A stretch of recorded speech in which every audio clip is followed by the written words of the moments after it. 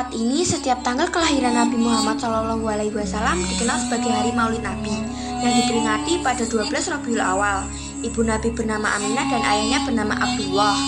Lahir pada tahun gajah, di mana para pasukan gajah di bawah pimpinan Abraha Basyah pada saat itu bersamaan dengan penyerangan Ka'bah. Allah memberikan kekuasaannya dengan cara menghentikan aksi dengan mengerahkan burung ababil untuk menjatuhkan batu-batu. Batu-batu tersebut akan mendatangkan wabah penyakit dan menunjukkan kebesaran Allah Subhanahu wa Ta'ala.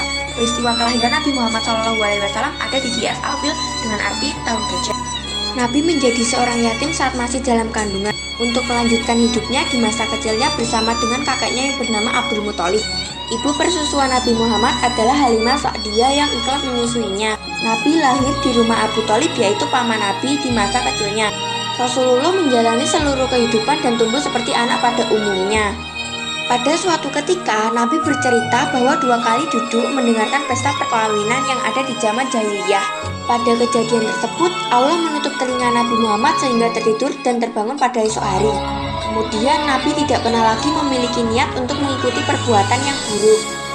Di usianya 20 tahun, Nabi mulai berdagang bersama dengan kawannya yaitu Sa'ib bin Abi Sa'ib. Pada usia 25 tahun, Nabi mulai menjalin bisnis besar layaknya kerjasama dengan wanita kaya raya. Wanita tersebut bernama Siti Khadijah sehingga bisa dibilang bahwa perkenalan mereka melalui dunia perniagaan. Khadijah, seorang wanita kaya raya, mengutus seorang sahabatnya yaitu Nafisah binti Umayyah agar dapat menyampaikan niatnya untuk melamar Nabi Muhammad. Memang yang tertarik lebih dahulu adalah Khadijah dan beliau yang melamar Nabi terlebih dahulu. Nafisah pun menyampaikan berita baik tersebut kepada Nabi Muhammad.